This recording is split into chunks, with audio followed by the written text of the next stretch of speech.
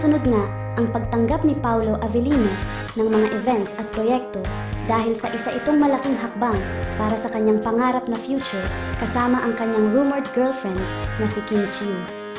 Hindi maikakaila na parehas silang abala sa kanilang mga trabaho, ngunit tila ba nagiging mas malinaw ang kanilang mga plano para sa hinaharap.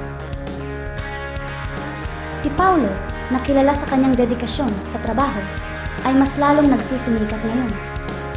Gusto niyang masiguro na may sapat na ipon para sa kanyang future kasama si Kim.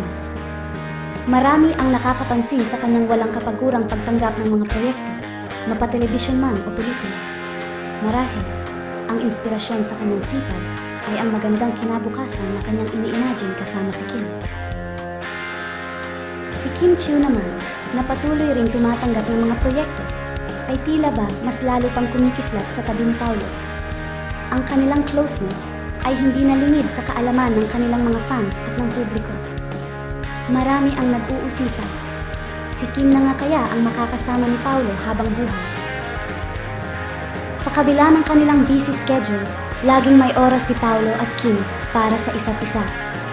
Ito marahil ang dahilan kung bakit maraming naniniwala na sila na nga ang itinadhana para sa isa't isa.